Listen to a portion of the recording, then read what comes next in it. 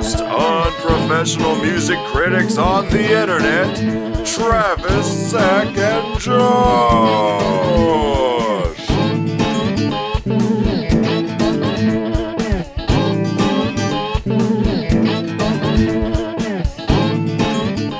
All right, what up, y'all?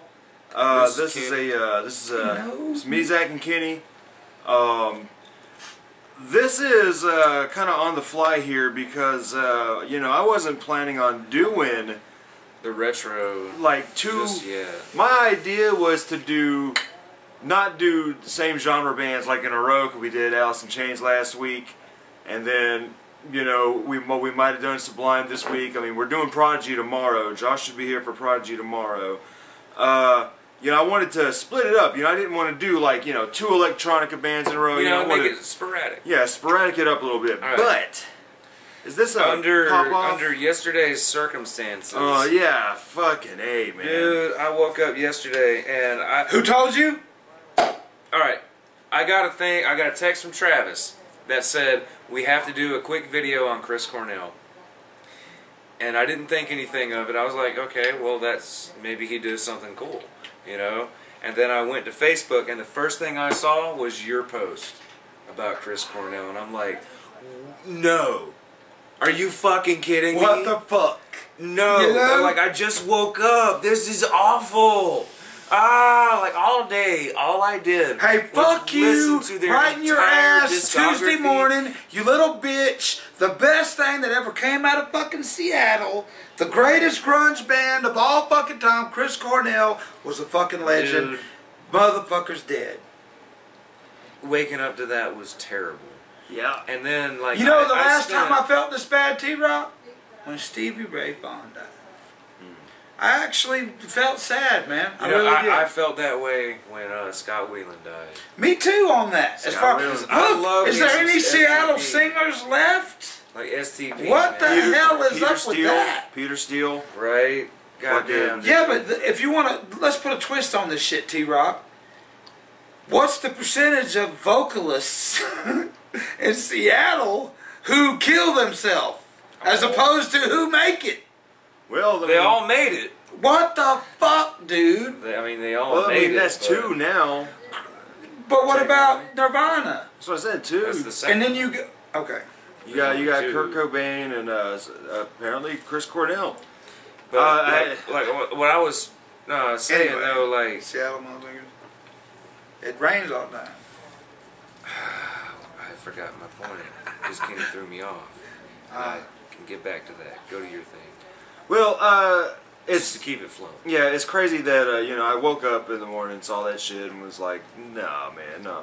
And at first I thought, you know, it was I was like, it could probably be drugs, or it could just probably be, you know, maybe heart failure or something. You know, he just got finished playing a show and, you know, too much excitement. I mean, the dude's too fucking young, but you know, some people at that age, who knows, man? And You know he was going through rehabilitation during this time. Couple hours later, boom, possible suicide. I was like, God damn, really? No, it's a fact. Suicide. That's what the news said. Yeah, that's what I'm going He hung chronologically. I'm going Yeah. chronologically. Right. The thing is like, dude's 52 years old, and so with the fact that he is apparently always dealt with drug addiction and depression, it's really a triumph. That, But was trying to do better. Hold on. It's really a triumph that he lasted this long. Yeah. You know, Yeah. I mean, it's really a triumph that we Motherfucker got. is a legend. It's a triumph that we got there ever the amount was of one, stuff we got. Him and Scott Weiland. Was the greatest ever out of Seattle. Ever. Well, I'm not 100% sure. Dude, he was fucking awesome, was from dude. Seattle. Scott Weiland and all them, I believe they were from California. Yeah. They're all grunge fucking bands. I mean, As the far grunge bands, as the Seattle and the there's Washington like 4 area, or 5. they you kind have- of put that all in the same category. you've got man. Hole, Damn, you've y'all got make Melvins, me you've feel got stupid. Mudhoney.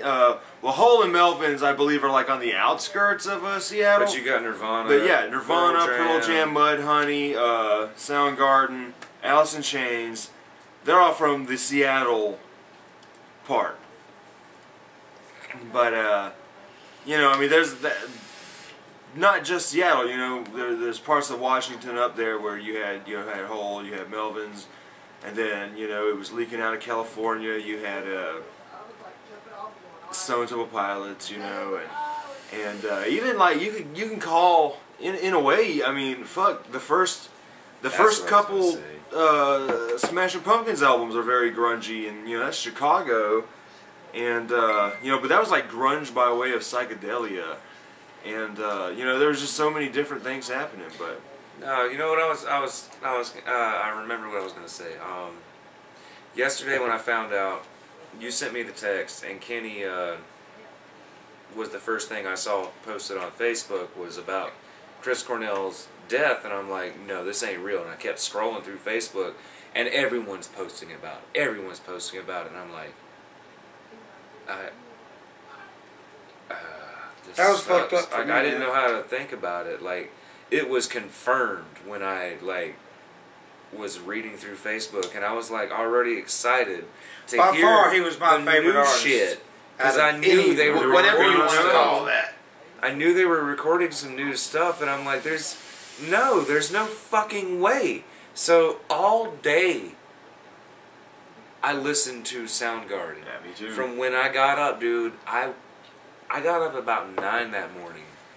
And So was everybody else. yeah. Everybody But I played was that off. shit, man. I was up off. at 5 in the So morning. I almost listened to their entire discography, and what made it more odd and special was this motherfucker got their very first CD record ever released that same day. It was so fucking odd, the timing. Yeah, the crazy thing, And like, oh my god, it was like listening to a ghost. Because it's old shit that was released before. You're hearing it for the first time on the day he died. Right. yeah, that see, is creepy. The creepy I thing get is that. I like, get all right, that. I wasn't planning on us doing the Soundgarden retrospective Yeah. until a couple weeks from now. Yeah. You know, that's this why. is a more celebrated band. This is really Yeah. bringing me down, guys. Hold on, we're getting there, but God damn. so I Oh, had never kill. heard Ultra Mega OK, so I ordered it, and I was waiting on it to come in the mail. But then the other morning when I found out he was dead, I was like, shit, I need to. I was having to, you know, I got to go to work, so I'm like, shit, I'm just gonna upload all of my Soundgarden onto my phone and jam this shit for the rest of the week. And then that day, yeah, the Ultra Mega OK came in, and I was chilling over at Zach's house, and we listened to King Animal again, and fucking, I don't own King Animal yet, and so this is the first time I've heard it since we did that first listen several years ago. That was like 2012. Yeah, like man. 5 I was fucking excited years when ago, this man. came out. So, fucking, now it's like, well, we gotta fucking do the Soundgarden retrospective now. Yeah. We have to, like, Prodigy's still gonna happen tomorrow. Because right now you're more passionate about talking about sound. Yeah, right now, man, I gotta fucking, we gotta talk about Soundgarden. Man, you gotta reminisce. A about legend the died, times. man. Yeah, a fucking A legend died. It's fucked up, man. When you look at it, out of the big 4 grunge bands, the 4 major grunge bands, I felt the same way about Scott Weiland. Pearl Jam, I really did. I really did. the I 4 hated Scott big Weiland, Seattle grunge bands, Pearl Jam, Alice in Chains, Nirvana, and Soundgarden. Technically, Were it. only Pearl Jam is left now. You can count Alice in Damn, Chains. I only hate Pearl them. Jam. I Oh my really god. don't. They're I like, love Pearl Jam. I love dude. Pearl I Jam. don't. That's where we differ. In a on way, that, but in a whatever. way, I do. I do like Pearl Jam, but I It's all don't. right. Really, I fucking love. I Pearl Jam. haven't listened to enough of them to like really get into it, but I have a lot.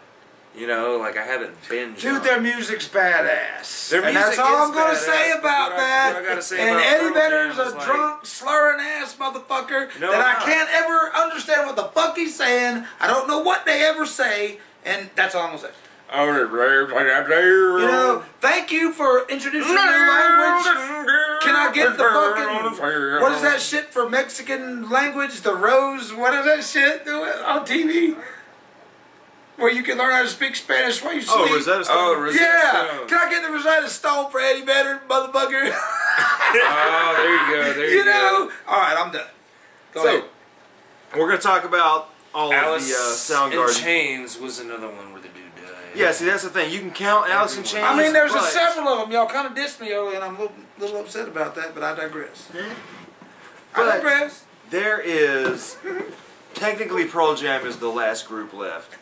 Alice in Chains is still around, but They're not around. you're missing No. Wayne Staley, man. You're missing Wayne Staley. All right, see, that's if Soundgarden were to continue, or Nirvana with Right, fucking and they Paul all had. McCartney. You know Nirvana what? with Paul That's McCartney. a nice point, T-Rock. Everybody in that fucking era jammed with each other. Did they not? They did. Yeah. They Temple were of buddies, the Dog. man. Temple of the Dog, dude. Temple of the Dog, dude. Temple of the Dog is a Soundgarden Pearl Jam mix. fucking collaboration. Right. And that was better than anything I've ever heard, it was dude. all about. It was a big tribute to their buddy Andrew Wood from is it Andrew Wood or Word? Or, fuck, I can't. There you go. His name escapes me right now. From Mother Love Bone, who was basically Pearl Jam before Pearl Jam, and God, that's so. I mean, Love fuck. Bone. I get it. And so it's like This is all the stuff. it's crazy, man, because the grunge community, man, had like there was like this unity to it. There was like a unity to the grunge bands, you know, especially the guys from Seattle who are all from the same spot. Like there was sort of this crazy unity with them all, and now it's like, god damn, dude. So we're gonna try not to be downers anymore. Where does it go from here? Yeah, from here it's gonna go from Soundgarden's very first album to their very last album, and May you rest in peace, Chris. yeah, rest in peace, Chris Rest Cornell, in man. peace, Chris Cornell. You I were was a the fucking first one that legend. said it. I'm So if telling we're you. gonna end it there God with like damn, man. being sad on him dying, That's I very know we're gonna sad. say, man.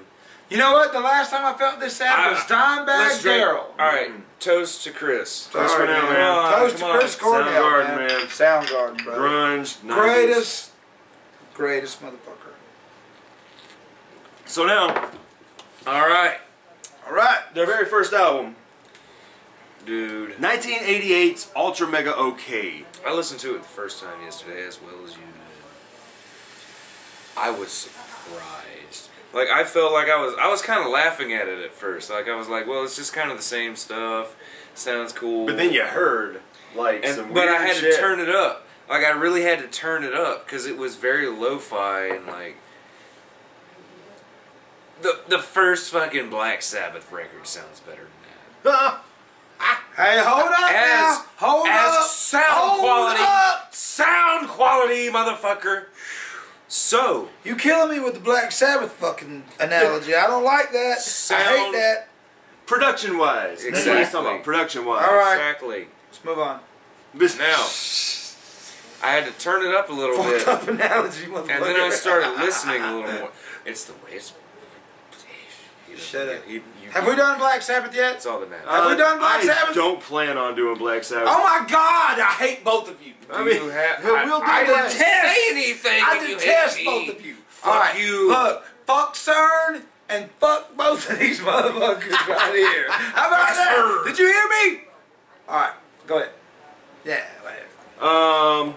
Go ahead. Ah, sorry. Boy. God damn it, get your shit together, fucking Zach. You were talking Y'all and just then you started stopped. talking If you over can't do me, and I'm just like trying to pay attention to what y'all are saying, because I'm like at that point, what I had to say is over. here, What's this? I don't know. It might make you happy. It might make me happy. Please continue. I had to turn it up, and I started listening a little more. I'm putting my CDs in my fucking shelf yesterday because I just moved into a new house and I'm like, this is awesome. New fucking music. I'm like all day long listening to this band, and it's new to me, but it's low. You know who it shit. is. Exactly. And it was fucking perfect. It's the Garage Travis- Days Revisited. Yeah, Travis left for a little bit during some fucking songs that were so awesome. That motherfucker hit some King Diamond notes. Oh Wow. my god. Wow. It was so C. fucking nuts. C and above. I was not expecting that, and it made it. Like the whole album, like the whole day after hearing that man made that note, okay. This motherfucker, like, there's a reason that I've been attracted to this music, and like, I appreciate Audio Slave. Oh fuck yeah, dude. I'm not even gonna lie. Yeah, like That was some of the best shit he ever did, I thought. I never checked out Audio Slave, and I know I've probably talked a bunch of shit about it. Slash, was it Slash? No, it was Rage No, that Against the was... Machine. That was It was Velvet Rage Against the Revolver. Machine. Velvet Revolver, I'm sorry, that was STP, Yeah, sorry. Slash I'm in the was same Velvet fucking Revolver. city. That was a good band too. Fuck yeah, dude. Velvet Same- Revolver was one of the best, Whoa! man. Whoa, what is that? Paradox. There's two fucking supergroup. That's great what I'm fucking trying to bands bring into from this. the 90s that had two great fucking supergroup bands. And they both are Singers, dead now. both died. Oh! Right, But right. the bands are That's still what I was alive. bringing- So those bands need to make a collaboration together. Have we met? Have we met in the middle here? Yes. I got it. T-Rock? I got it. Dude, So oh my god, we hit something there. No, I felt that. I did. so what are you familiar with Ultra Mega OK, Kenny? No, sir. No, sir. I don't think anyone is. This album is fucking fantastic. We should and burn it for you one day. yeah, Burn it for it's me. something I definitely highly I recommend. can get it on YouTube. Fuck that. If you are a I got fan of Chris Cornell is the fucking greatest. this shit is awesome. This Okay. album is fucking, especially for a debut album. They apparently released they released 2 EPs before this. And y'all Probably- just heard about this the other day as well? well, this is the first one. This is the first time I heard it. I always knew about it. Yeah. It was just harder to find. Right, It was right. I harder get to it. get a hold Well, I of. tell you what, I'd love to have it. Is who owns that? Me. Can you burn me one? Yeah, I That gotta would get be some, fucking awesome. I gotta I'd get rather some have that. CDs. Everyone can get some. So anyway, apparently Chris Cornell and the band don't like this album all that much. They like the songs, they just don't like the Is this the production original quality. They always Yeah, criticize their okay. own records, though. They but always do. They that. said you know they hated that they recorded it away from home, and the guy who produced it didn't know what the grunge scene was all about. And to me, it sounds great. Like I like there's a rawness to this album that is like, to me, all their albums kind of sound raw up until Super Unknown, but that's a different kind of raw that kind of goes in there. Like this is A little more mainstream. yeah, but like this is a rawness that that I think is very I don't know what the main thought on this album is, but I love the shit out of it. Like the 2 tracks 665 and 667 oh, dude. wild shit, completely Wow, wild yeah. shit, because like the I whole had to turn it God, up I wish a there was a little way bit to louder. play that. Is there a well, way? well, I mean, I'll let you hear it after this. I don't know how to Yeah, play let's music do on that. here Okay, because of all right. YouTube and the Yeah, copyright. it's a copyright bullshit. But, hey, uh, fuck you, this is like copyright album people. with And one guess what? out of 10. What else are we saying? Fuck Fuck off. CERN. Fuck CERN, bro. You know? But anyway, Are you concerned? the tracks 665 and 667 sound like some real cool demonic-y shit.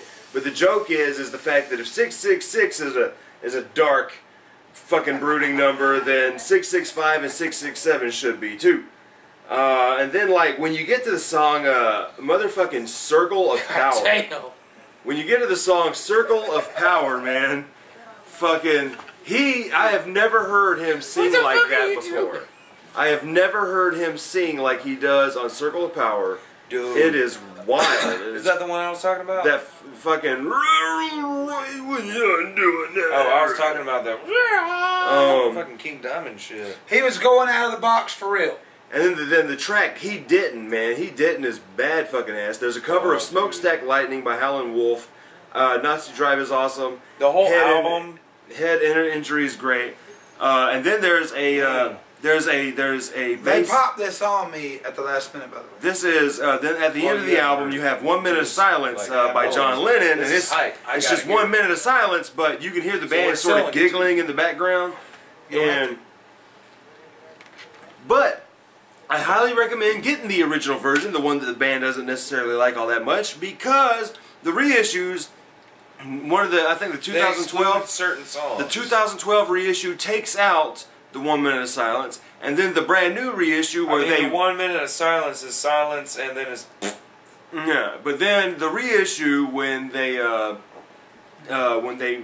remix the album the way they wanted it to sound, they get rid of a really cool little sample of a Sonic Youth track out of the end of at the very end of Smokestack Lightning. You get this weird sample of Sonic Youth, and they take that out of the 2017 reissue, I believe. So if you can get the original version, I think the production is cool sounding. fucking worth it. That's impressive. Alright. Next. I have the Soundgarden, the classic album collection. Classic. That's fucking weird that they called it classic. Like Yeah, but they put Live on I-5 on here. No, what I'm saying is like I have nothing to say about classic shit. They call it classic when the last one came out in '96, and that fucking thing came out like 5 years after '96. Come on, dude. So the next album is, what year is this? 1989's Louder Than Love. Kenny, are you familiar with Soundgarden's Louder I am. Than Love? Give us some thoughts on Louder Than Love. Let me look at it real quick. Well, Go ahead and talk and. Okay, let me yeah. look at it, Another thing about this, y'all got me all fucked up on the this. title Ultra Mega OK is a parody of the way they didn't like the way this album sounds. They say the album is great, but it's not so great. It's Ultra Mega fine. It's Ultra Mega kind of alright, you know, It's like okay. yeah, it's Ultra Mega okay, you know. So just throwing that out there. Give me some thoughts. Kind of early Soundgarden. Really, it was kind of mainstream, I thought, but So I kind of in wouldn't a know raw, any songs on in a this? raw mainstream kind of thing.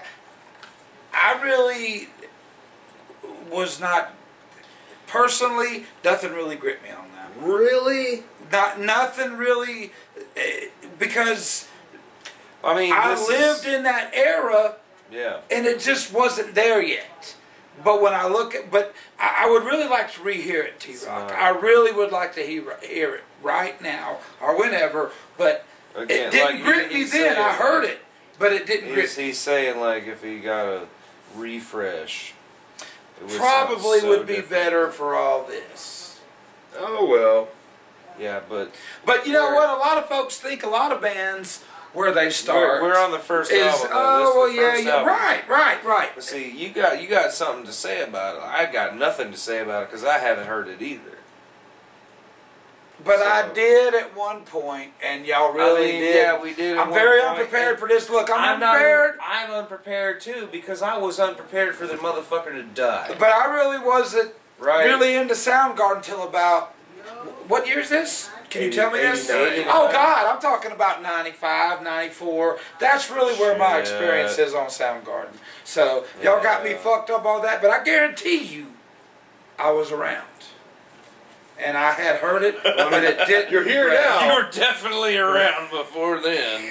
Well, I'm just saying. I'm quite sure. Look, of all that. my friends were listening to it, and it didn't do nothing to me then. How old are you? Old enough to put my balls right there on that table. So, all right. I mean, I'm sure a child can do that. They could. But, you know, I mean, not anybody would record it. Louder Than Love is their second album, and to me it is fantastic. It's a major step do above. this unprepared again. I love Ultra Mega OK, Y'all are killing me. but I'm unprepared. Louder Than Love is Killing a me. major step And I'm above, drunk as hell, too. production-wise, and just every other aspect. Like, to me, everything I like them both about the same. But I gotta the go music home on sometime. here, the music on Louder Than Love is a little more doomy. The music on Louder Than Love is a little more doomy. It's a little slower. There's Really? There's a more grunginess. There's a more sludginess to it. And I would probably love it if I heard it again. yeah, a lot of these songs. I never heard any of these songs before I bought this box set a couple years ago, and but it is, you know, it is damn motherfucking good. And I listened to it today, and during lunch and on my way to work. What about FOP? Do you got FOP? I do not have FOP. FOP and Screaming Live were their very first EPs. I've got that. Okay, yeah. I've got that, dude. Damn. I need to get those. I didn't know you didn't have that. I thought you had that. I used to have them burned when Charles and Heather lived above us at the very first apartment Stas and I lived in. Charles! Yeah, old Charles. But I mean, you know, Louder Than Love is one that I highly fucking recommend. There are crazy, like, this is a band that was already fucking with weird time signatures from the beginning. You know, you could hear the talent in this band as early as album 1 and as early as album 2. By the time their most popular albums came out, they were already at their most experimental era. You can look at this early stuff. This early stuff is pretty experimental for early albums. But by the time you get to shit like Super Unknown and Down on the Upside, shit really gets experimental then. And so it's kind of cool as hell that their two biggest albums in the 90s are when they really got a little wild and really outside of what the Seattle grunge scene sort of began as. So I highly recommend Louder Than Fucking Love, bro. Highly fucking recommend it. So I guess we're gonna take a smoke break. Can I ask you a question? Yo. What year was that? That is 89. Wow. 89, man. 1989. That may have been before before I started listening to him. Well, I mean, you did say you didn't start listening to him until about 94, 95. Yeah, but I was around people that, I mean, I heard shit like that, but it just never stuck, you know? What genre would you call that?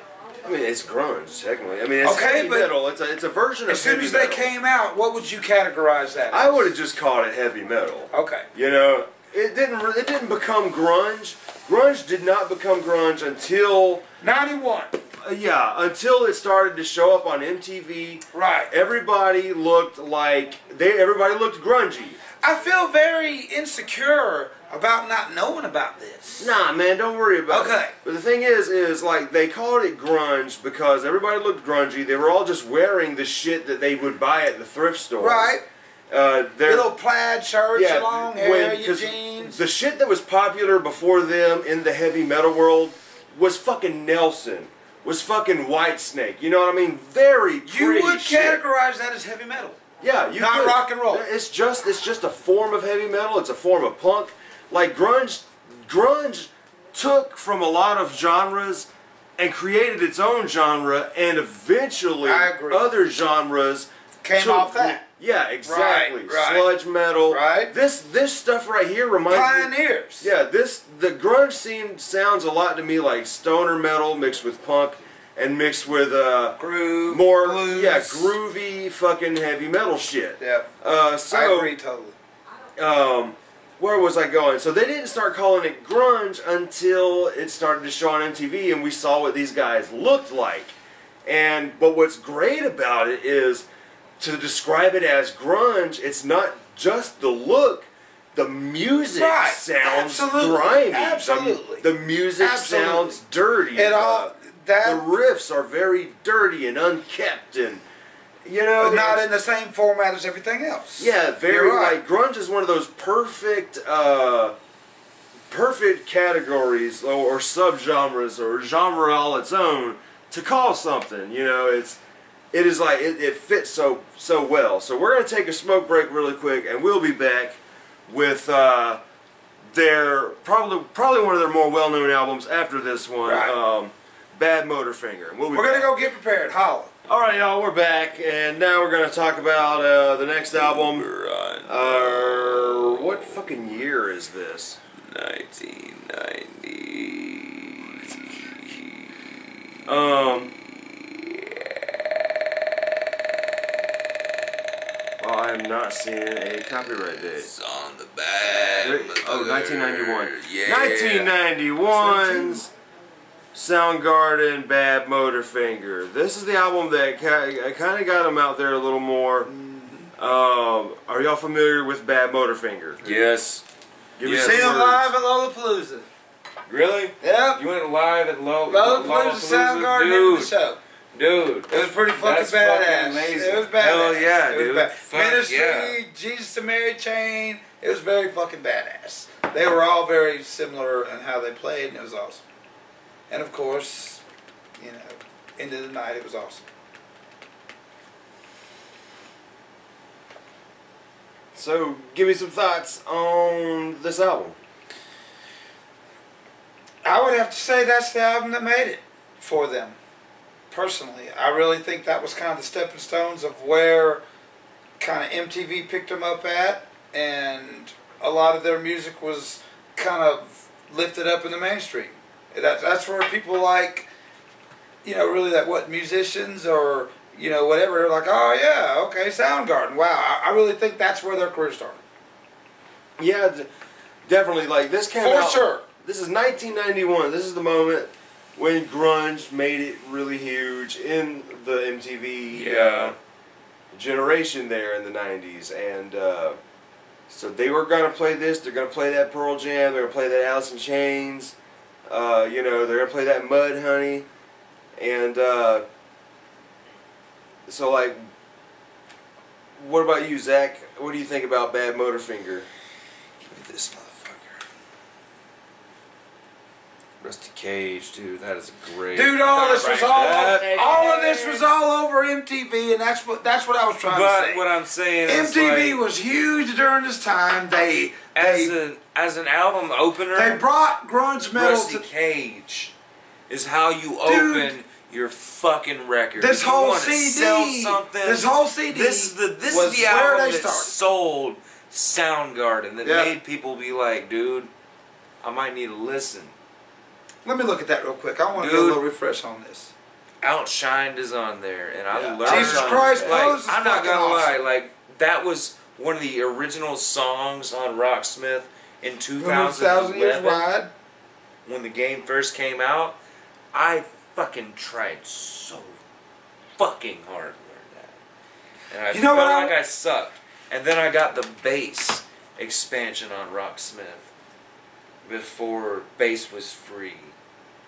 And I fucking learned that song. And I love that song.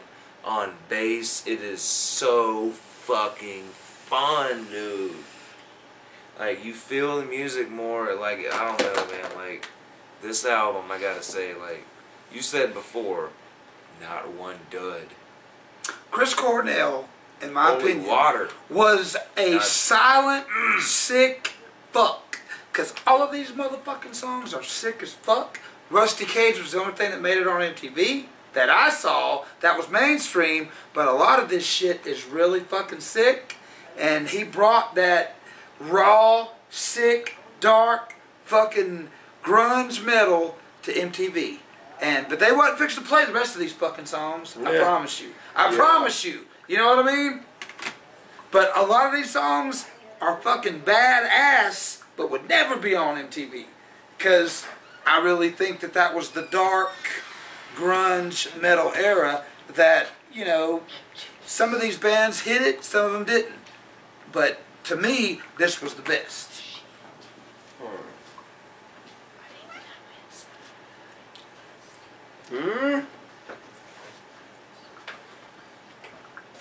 The hell are y'all doing? I'm looking for my juice, and I didn't come. You need some juice? Come on over. But, Come on over. but Sit your ass down. Get your ass over here. I need to. Yeah, so... Again? Alright. I just changed it. Alright. Sorry. This Bad Motorfinger is a badass album. The music really takes what Louder Than Love did and moves it much further. And I really like how dark and his lyrics are, man. All that album's fucked up, T-Rock. Jesus Christ, Pose. I just said that earlier. Dude, like... That's some sick fucking shit. The song, I like the song... Rusty Cage is a fucked up song. Yeah. It's a fucked up song if you listen to the lyrics. But I really like the song Slaves and Bulldozers because it's got that kind of lyrical flow that's like... You could easily like poke fun at it because most of the song is... Everything I said is what I mean. Everything I felt is what I feel. And I'm like, you know, everything I puke is what I ache. Right? You know what I mean? Like, Yeah. everything I drink is what I piss. You know what I mean? Yeah, like, yeah. It's one of those cool songs where it's Almost like practical. yeah, like fucking yeah. It's so easy to like poke fun at the way the lyrics are. I love it. But dude, man, this album is that was kind of different compared to most of the songs. They're really off that album, dude. Because I'm telling you, a lot of those songs, from what I remember, are pretty fucking dark, dude. I mean, they're all really pretty dark. Man. Like, I mean, you know, Angry Chair. I don't even know how that got on MTV, dude. I really don't. Well, Angry Chair is. I'm just saying that whole album. I don't even know how they picked that out in anything. I guess Angry Chair is okay, but you know, even the videos kind of, to me, you know, I see dark in that. You know, I mean, I'm not trying to be you know, I'm not trying to be religious, but you know, that's a negative, fucked up thing. But like Searching with My Good Eye Closed, I love the fuck out of that. Somewhere is great. Room a Thousand Years Wide is great. Mind Riot.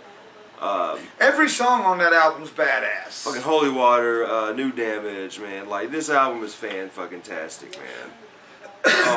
Showcases Chris Cornell, in my opinion.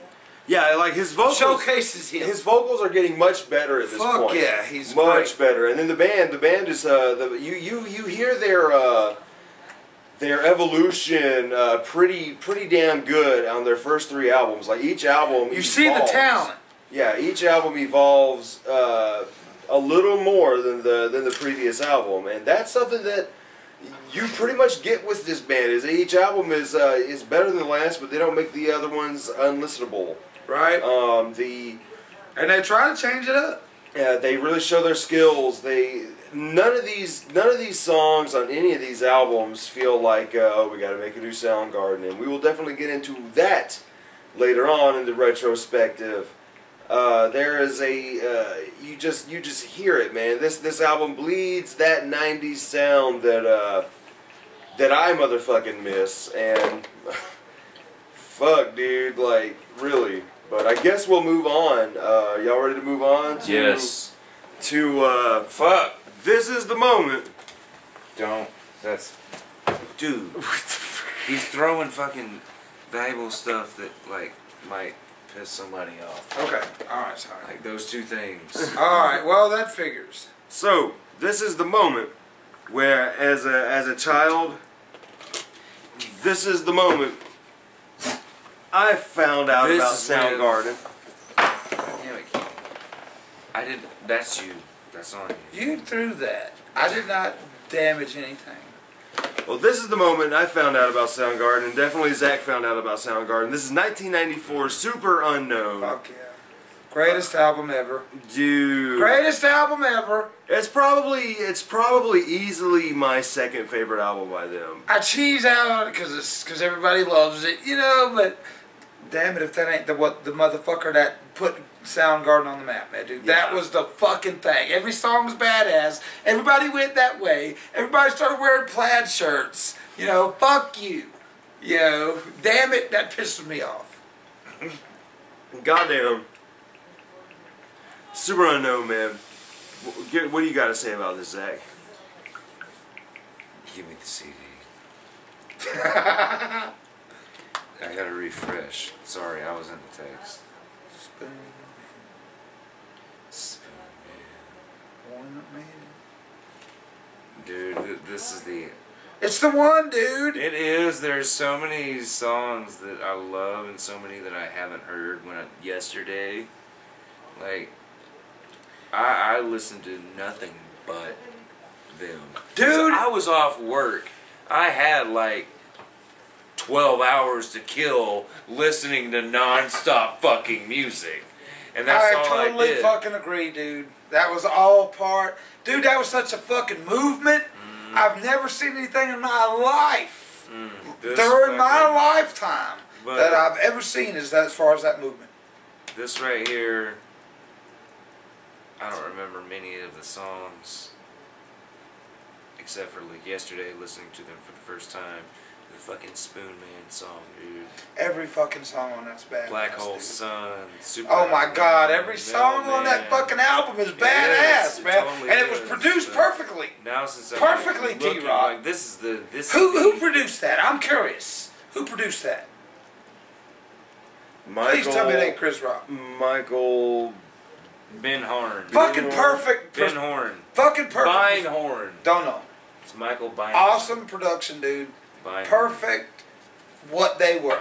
You want to define? Look, here's the bottom line. You want to know Soundgarden? That's it. Give me this motherfucker right here. In the face. Bam, motherfucker. Bam. Definitely. Like, here's something I really. Quintessential, that's one of the albums that every. It ain't one of them. You already know every the motherfucker songs my to age this knows album. this. You Every one know of them. these songs. Dude, this was look. I know you young motherfuckers wasn't around, but I'm telling Oh, you. I was around, motherfucker. Well, I was. okay. I was 8 years This old. was a to be movement. around and This was a fucking movement, listening man. to this This shit. was a movement, man. I'm telling you. This was It people was. were We looking were for there. this. We were there. I love it. We were sorry. totally there when the movement happened. I totally. But we were apologize. young and we were like, this old shit sucks. I was old enough This is to cool. look. I was old enough to con motherfuckers to buy me beer. You know, That's- dude, it was awesome, man. It was Different awesome. story. Oh fuck you. So. Did I mention fuck you? Okay. Good. Wanted to make sure that the audience heard that. The fuck is that? Oh my God. Here. Give me that. Let's look back. Oh damn, dude! I think I I got. hate you. Kenny, I think I got something in this. Oh my God. Well, thank you, man. I appreciate it. I do. But no, look, I like Is the there album more cover. beer? I like the album cover. Hey, wait a Oh, you can't really see this, but Wait a if you minute. flip it upside down, and it's a forest. That design on the bottom, if you flip it upside down, it's like a burnt out forest. You got some clouds up in there. I love it. I love it. But dude, this album, man, fucking A, this is 1994. This is either right before or right after Kurt Cobain killed himself. Sweet spot grunge metal. This right Sweet here, man. spot. This right here takes Yosh. the grunge sound and moves it into more experimental territory. There's a lot more stuff going on here. A little more crazier time signatures. Much, to me, in a way, much better songwriting, musically and lyrically. A little more psychedelic shit going on, especially with Black Hole Sun, like that. The guitar in Black Hole Sun, that really Effecty. Very effective. that Dude, that kind was of the first time I ever learned about fucking Soundgarden. yeah, the way his guitar sounds on that song alone Definition. is one of those just kind of like it makes you feel low, like it's like one of those I am stoned as shit yet coming off of the high kind I'm of riding this chilling out. bitch like a horse. It's crazy. And then the song Spoon Man. A lot of people I know have said Spoon Man's about a dude who does heroin, and no, it's not about heroin. Spoon Man is about a guy from Seattle who would boosk on the streets playing spoons. And in the song, he actually gets the Spoon Man to play the spoons in the song. Spoon Man is bad motherfucking ass. Fell on Black Days, Mailman, My Wave, Let Me Drown. Every song. Limo Wreck, dude. Fucking Limo Wreck. The Day I Tried to Live. Like Suicide. Some of these songs, when you kind of go back now. How ironic. How ironic. Is that, come on, let's kind of hit on that. Let's kind of hit on that. What's the lyrics on that song? After recent, Because I'm not real curious. Let's read a little bit of those lyrics just real quick. Read the and lyrics. touch on it. after About the recent suicide. events. Going back Very to some curious. of these songs. Going back to some of these songs is very. You're kind of looking at them in different lights now. Kind of like when a disaster happens and people, I'm looking for something, T-Rock. It's kind of I'm like looking for when a disaster happens and people go back and look at Nostradamus prophecies and try to find something in there. So now that Cornell has killed himself, you kind of go back to some of these older songs. Allegedly. Allegedly. So on Like Suicide, it says, heard it from another room. Eyes were waking up just to fall asleep. Love's like suicide. Dazed out in the garden bed. It's kind of hard to read these based off of the art behind him, but with a broken neck lays my broken gift, neck? just like suicide. God and damn, my last ditch was my last brick, lent to finish her. Bit down on the bullet now. I had a taste of sour. I had to think of something sweet. Love's like suicide. Safe outside my gilded cage. With an ounce of pain, I wield a ton of rage, just like suicide. With eyes of blood and bitter blue, how I feel for you. Let's be very aware. She lived like a murder, how she'd fly so sweetly. She lived like a murder, but she died just like suicide. Now, like, I mean, you know, some of these lyrics, you know, pretty fucking, I want us to be aware for the rest of this podcast of any other kind of trend on that. You know what I mean? Because that really grips me, dude. That really grips me. On the next one, you're gonna get a couple. You're gonna get a couple on the next one. That's where we're going on that. That's where we're going on this that. Is to me it is my second favorite album. It's hard to pick favorites because to me they are all so fucking good. It's my favorite. But it's my favorite. This one and the next one are just the ones that really grip me because they were the ones that I heard the most when I was young and growing up. That's right. They were the most popular. Well, not the fact that they were the most popular. They were the ones that well, they were popular enough to where my 8-year-old ass could hear them. That's what I was saying. On the radio. Right. Yeah, I mean, realistically, that's where we're at. Definitely. And it's all over the radio, all over MTV. All over the radio. All over TV. All and over even on VH1. And, all over it. Everywhere. In the movies, on TV everything, shows. Dude. Everything. Everywhere. And it's just...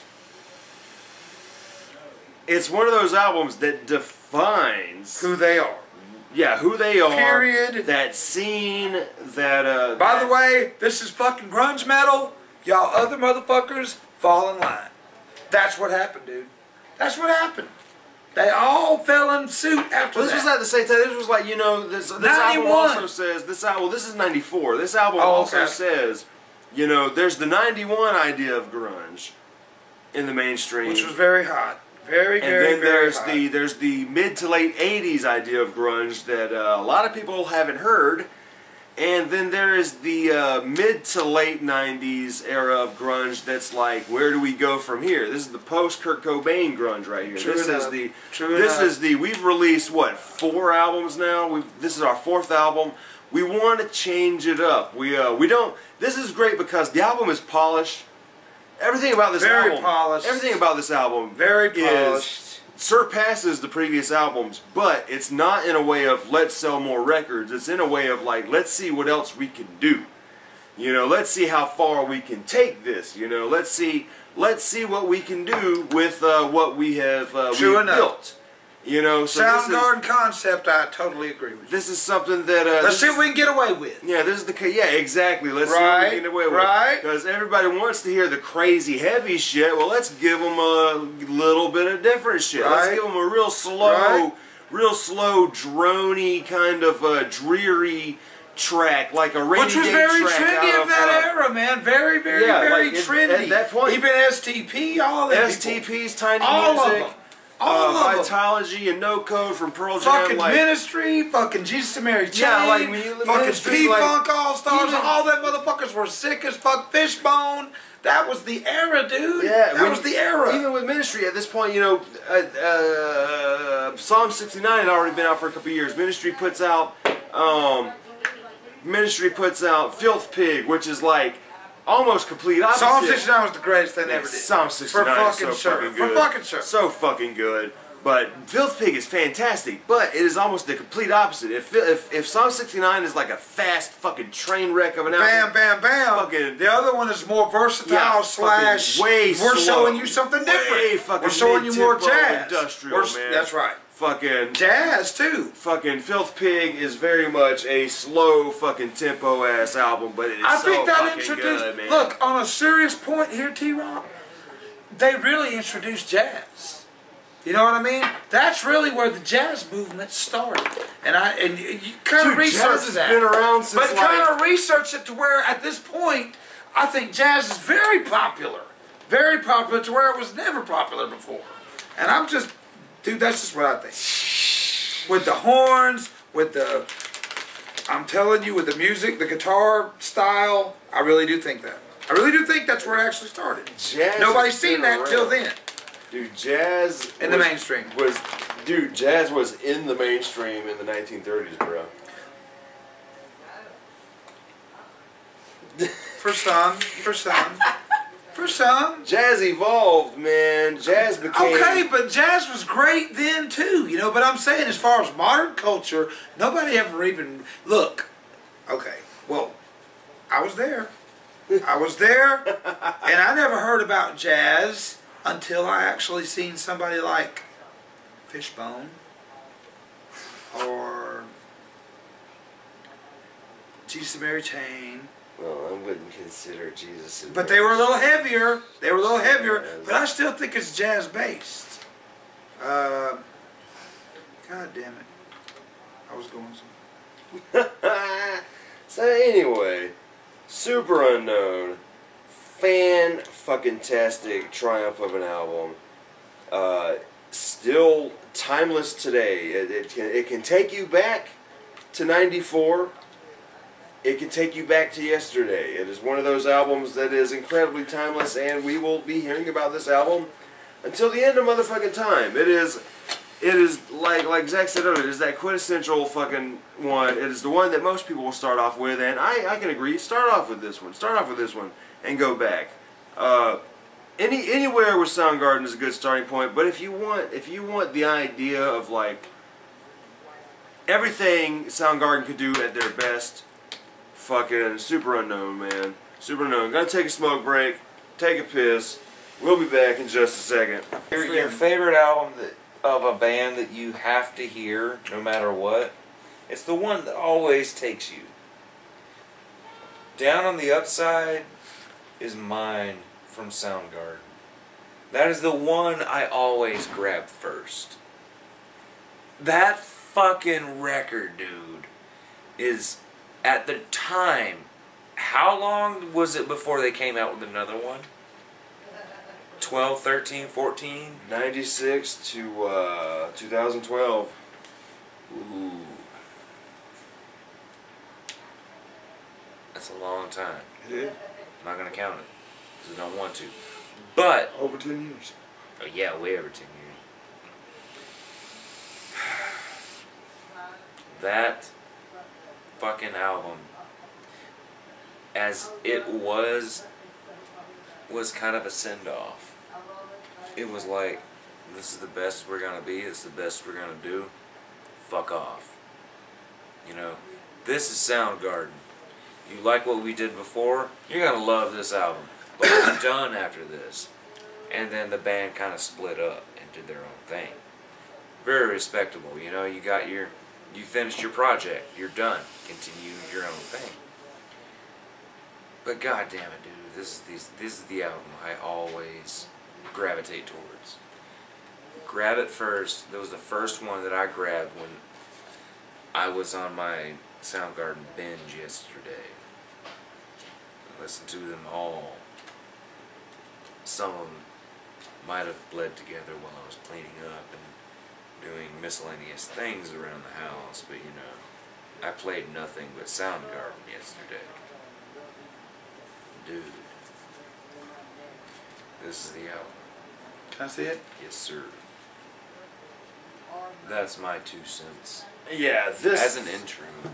This is my favorite Soundgarden album too. Really? Yeah, I was 10 years old when this came out, and I remember. Yeah, fucking Burden in My Hand Dude. is fucking badass. This fucking album, man. Burden in My Hand Burden in My is Hand. fucking badass. But the song I first ever heard on here that really fucking got me into this was Blow Up the Outside World. Blow up fuck, the dude, outside. like when like you were talking about Kenny, you said, you know, pay attention to some of the lyrics and shit. You got this album This song is Nothing Seems to Kill Me No Matter How Hard I Try. Nothing is closing my eyes. Nothing can beat me down for your pain or delight. And nothing seems to break me. No matter how hard I fall, nothing can break me at all. Fucking great fucking song. I'm giving everything I have. Give you everything I own. I give you everything I could. At least be ours. Is Ty Cobb the one where he's like, I wanna fuck you up?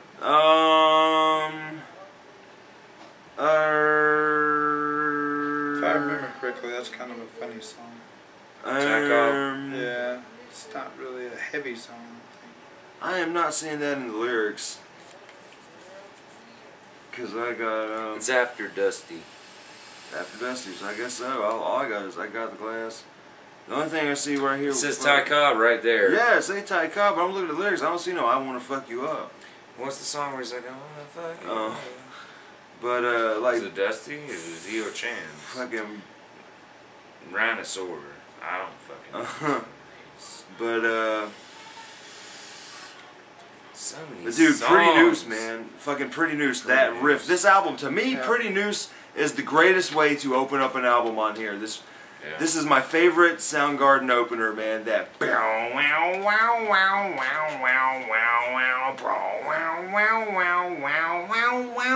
that shit is so fucking rad.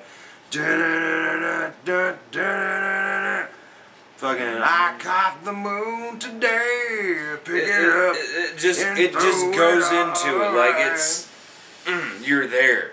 Yeah, it takes you. And this album was they produced the album all by themselves, and oh really? And you get the feeling that this is them wanting to do everything they could possibly do. They had the reins and they did it. Yeah, and this to me, I love Super Unknown, but this one to me is way fucking better. This one, I still say it's way less mainstream though. It's my favorite. Way less mainstream. Yeah, there's no doubt about it. These songs are played on the radio a lot. It's so cool. Like the I've album, heard a couple of those on the radio. It's crazy because like the album is so not mainstream, but it's in the mainstream. You know what I mean? Like this to me is like another one of those triumph ass albums. That's like this is way fucking better than the other most of everything else happening. You know, it's like if Nirvana got something after. Because they finally made it and they were able to do what they actually fucking really wanted to, probably.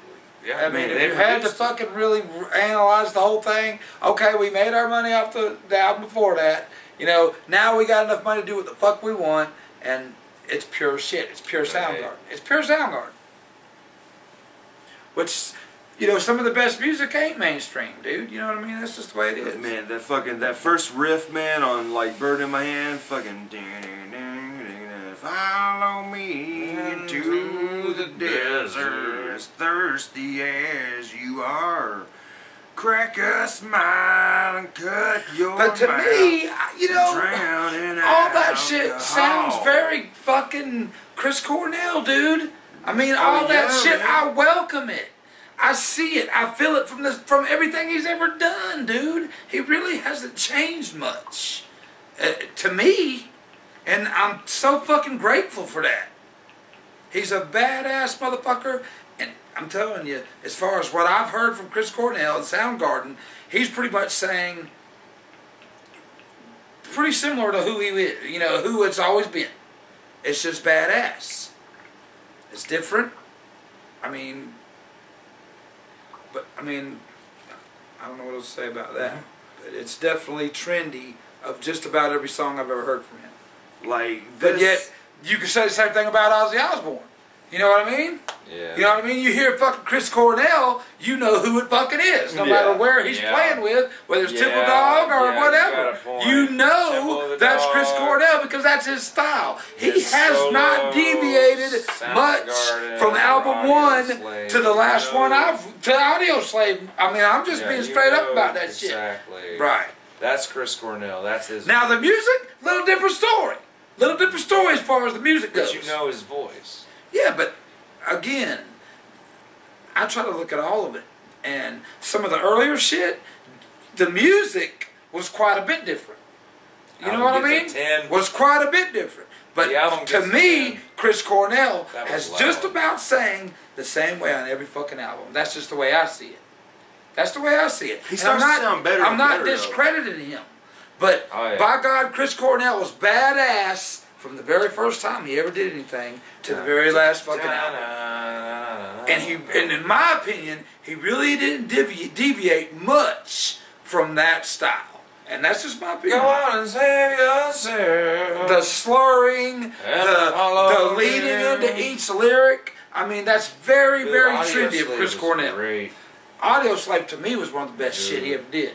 I'm Audio Slave was fucking great. I never checked out Audio Slave. bad fucking ass. I didn't really get into it. I was disappointed. It did not match my expectations. Yeah, you were expecting like Yeah, you know, Rage and but now- Soundgarden, but you got Chris Cornell. Yeah, now I gotta hear it. Now I gotta hear it and Yeah, pay dude. attention. God, you gotta hear it. You again. got Chris Cornell. You didn't get Rage and Soundgarden. Yeah, You got that's Chris that's Cornell. what I was hoping for, and you If know, I had to say something, Zach, to me, when I heard Audio Slave, I almost felt like Chris Cornell was starting anew.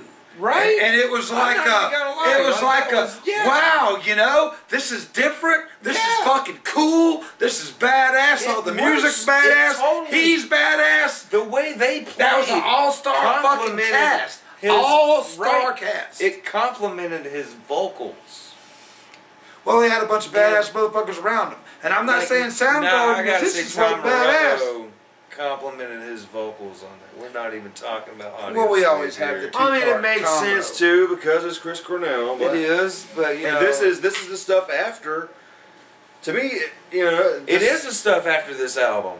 It Yeah. definitely is. And then there was the I mean, album. I know nothing about his 5 solo albums. I don't know anything about his solo albums, but I know a little bit about I know it. enough about. It's Audio Slave badass, Retrospective dude. to All talk that about shit it. is, to me, I like Audio Slave. is almost. The only Audio And it's Slave good. song that I ever remember really liking, that I ever heard on, I've only heard the radio stuff now, but the one that And of really course, caught that my had to be the attention- worst shit you ever heard. Nah, the one that really caught my attention was the one that was like be like fucking, and it doesn't remind me of anything, and like it's on I believe it's on their second album. It's like 2006, 2007, around that era. But They like, had like 2 or 3 albums. yeah, they got 3 albums, Yeah. man, and so it's either their second or third one.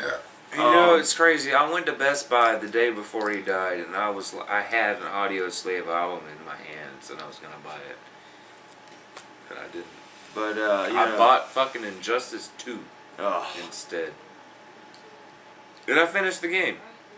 I'm not gonna Dude, play everything that story Chris again, Cornell has but ever done I would definitely has been listen great. to the Chris Cornell album again. It wouldn't. If I saw something about Chris Cornell, it wouldn't matter what the title of the fucking Yeah, album but this was. is like I right before probably he would died. buy The it. craziest thing about it is like I know this dude enough to where I want to fucking buy something from him. That's so kind of what I just said.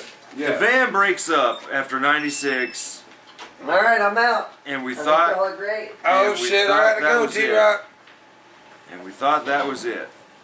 Y'all are beautiful, and I hope that everybody has a wonderful You evening. got the key. All right, y'all, take it easy. Hold on, I just dropped my. I'm sorry, T-Rock. So anyway, I'll be better off. Good night. We're doing it. Well, okay, make sure. anyway, I'm going solo here for the moment. You good? I'm still here. They break up, and I thought it was over. He's got Audio Slave. I don't really know what the rest of the band members were doing at this point. And you know, I was happy with the way they ended things off with Down on the Upside. To me, a fantastic album to end a fantastic career. To me, like, they had absolutely no duds at that point at all. No fucking duds. No. To me, I like every song. To me, there is not a single Soundgarden song that I can actually say I dislike. And so many years later, 5 years ago, they come out with they get back together, and then they come out with their comeback album, King Animal. Now, I was skeptical at first. This has been what? Yeah, this was around when Nickelback was the reign of fucking rock and roll. This was... That's when this came back, when the rock and roll motherfuckers came back. Yeah, this right here is... I was skeptical at first because, you know, they hadn't been around for so many years. You know, and a lot of times when you get a comeback album, you don't really know what to expect. And my biggest worry was, is it going to sound... Scott, why is it sticky? I have no clue. My biggest worry was, is it going to sound like... Ew, what is that? I don't know. It's been sitting on your coffee table. No, just wipe it off. It'll be alright. It's a new record. It's alright now. Anyway, I was worried. I was like, please don't let it sound too much like Audioslave. Is it going to sound like Soundgarden? Is this going to sound like Soundgarden in 2012? Is it going to remind me of the 90s? What is this going to sound like? It sounds like Soundgarden. And that's what tripped me out. We put it on, and holy shit. Been away for too long. It sounds like absolutely no time has passed. Like you said, this was the perfect album opener. This is the perfect album opener. Yeah, like for that if album, you've been gone as long as you have, and then they give us a rockin' ass track. That is the fucking perfect song to open up with. That is the I've been gone too fucking long, and now we're motherfucking back, and we're taking the balls back. The rest of the album. The rest of the album is fan-fucking-tastic. Oh my god, this dude. tripped me out that it sounded like absolutely no time has passed. This sounds like it could have come out in 1997 or 8. It was... It 2000. Feels, yeah, if they took like a 4-year hiatus. Yeah, it feels like a real fucking follow-up to Down on the Upside. Maybe not as experimental, but... It's experimental enough. It's what you wanted. Yeah, it's exactly what you wanted from a Soundgarden record. From them being gone so long, you don't really want them to experiment. You know what they can do. You want them to get back in the groove and just do what they do, you know? Mm-hmm. And this is that record. Like there's no awkwardness to it that I'm just like, oh, they haven't been together like so the last long, Stone Temple Pilots record with Scott Weiland. That just did not sound like they cared. Yeah, like even there was no heart in that record. Even but like this, with those there's so much heart in this. Those Alice in Chains ones, you know, there's a slight awkwardness there. I feel like there's more heart in Devil Put Dinosaurs here. That one I like a little more. One, yeah, I like it a little more, but it's still not Alice in Chains. Like none of it I ever remember. I can't. It's still not Alice in Chains. But this one right here, this sounds like a good in between. Like the music reminds me of Super Unknown, and at the same time, it just fucking sounds like Soundgarden. And how many times can you really say that about a band who had been away for 13, half their career, years? more than half their, pretty much their entire career. And to come back and put out an album that is as good. That is as good. How do you fucking do that? Like, no, the bands that our parents grew up with are all in royalty battles over, well, this song is mine, I came up with this part, so I'm gonna sue you over it. Not Soundgarden. Not the bands that we grew up with. Like, a lot of the bands that we grew up with kind of stayed together, and they've been around 25, 30 years, and they might break up for like 10 years and do solo projects and other projects, but they still come back. I don't understand that. This is like this is gonna be like then you got Black Sabbath. That's like, I guess you gotta say that's Dad's equivalent of Soundgarden coming back. Ozzy's singing with Black Sabbath again. But like, yeah, this is among some of the greatest like comeback albums of all time. Definitely. To me, it's up there with I would say what is it, Flex? You know Flex. how people say greatest debut albums. You got great comeback albums. Greatest comeback. Great albums. final albums. But this is amongst to me like. I keep forgetting the name of that last B-52s, but the B-52s comeback was great. The Primus comeback was great. Yeah. And this definitely fucking fantastic comeback album. You're like off halfway.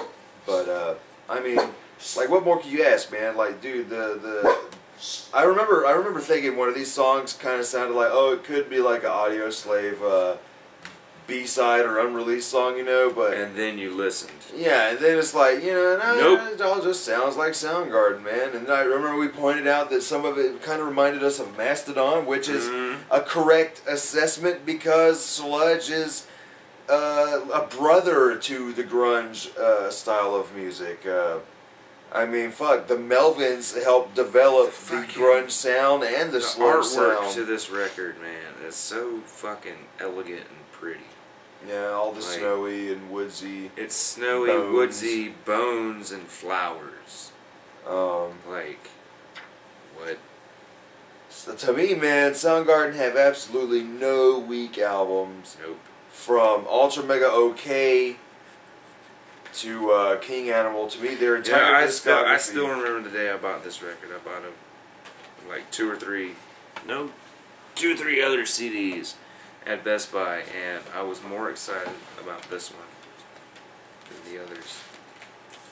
Because I'd already had Down on the Upside, and I knew this was coming out. And I was like, holy shit, I can't wait. You know? Yeah. But what else did you get when that came out? I think I might have got Death Clock and CeeLo Green. The Christmas CeeLo Green, because this came out late. I might have actually got this when Green Day came out, when Green Day had 3 albums come out in 1 year, and there was like maybe 15 songs out of those 3 albums that were actually good. So that's half of the 3. I'm not even gonna lie. They admit to what it was. But as Soundgarden, I will give them a 9. Damn. I give them a 9, dude. I love this band. The first time I ever actually remember Mom and Dad wanting us to go into the living room and watch a fucking music video with them. I remember loving, you know, he's burning the Barbie on the grill, man. Mom and Dad wanted us to watch. They called us in the living room. Zach, Travis, watch this. It was The Crazy Smiles. Black Hole Sun. Yeah. And then there was other videos they let us watch, but at that moment I knew Soundgarden. Yeah. Mom and Dad called us into the living room to watch the video as they were watching it for the first or maybe second time, and they were like, "Y'all have to watch this," and we're like, "I love it," you know. Yeah. And every fucking song that we heard after that, I followed. And I knew that dude, so I followed him. And then I grew to love fucking Audio Slave as I do Soundgarden.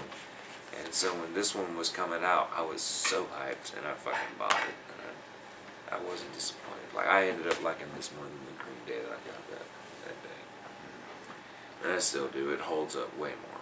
Even though Green Day is my biased, best fucking favorite band growing up, it's my teenage favorite band. Green Day is my teenage favorite band. My 20 whatever to 30 whatever, I would say maybe Queens of the Stone Age. But Soundgarden has always been there on the back burner. It's always like, I'm not trying to categorize you, but you've always fucking rocked in everything you've done. Every record, you know, I haven't followed you like I should have, but I know of it, and I've heard, and I respect it. And that's why I was excited for this one, because I already bought certain records before it, and I was excited for it. So I bought it, and I wasn't disappointed.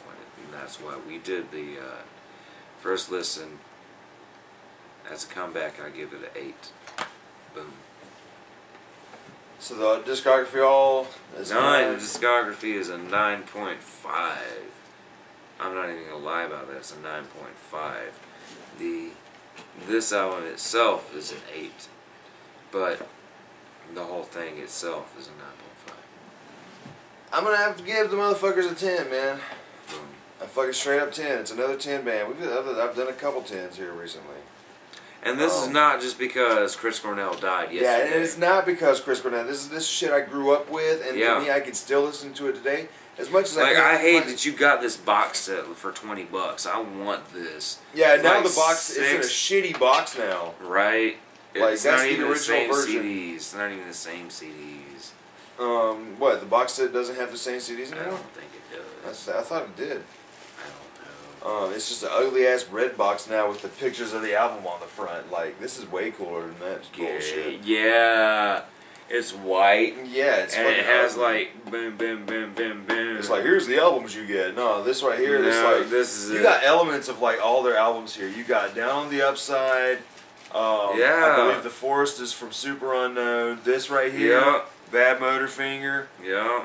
You know, like that's cool as shit to me, man. They fucked that up. They fucked it up royally. And then you got them all right here. Mm-hmm. Now here you got more of The So Forest they really from only had one, two. it's fucking rad, dude. They really But- only had 6. Yeah, really only 6 albums, Oh, man. that's depressing. But yeah, I give him a 10. It is not because he died, it's because I can listen to this shit for the rest of my life, and it was some of the earliest music that got me into music as a child, and it's influenced me in many ways. And you know, I'm just a huge fan of the grunge scene, and these guys were on fucking top of that shit, and just the level of musical talent, the level of vocal talent, the level of songwriting, and just the amount of solid albums that to me I can listen to all the way through without getting bored, and the fact that their comeback album was as fucking good as the stuff they did before it, that's rare.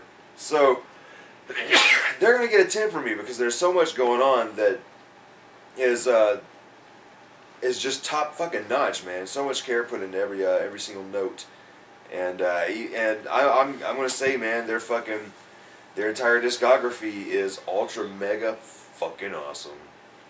Yep. And so I guess really, man, like fuck, rest in peace, Chris Cornell. Rest in peace, Chris Cornell. You're And- fucking awesome, man. I miss you. That was the worst news to wake up to yesterday, but you know, you were jerking off after a show, and I commend that.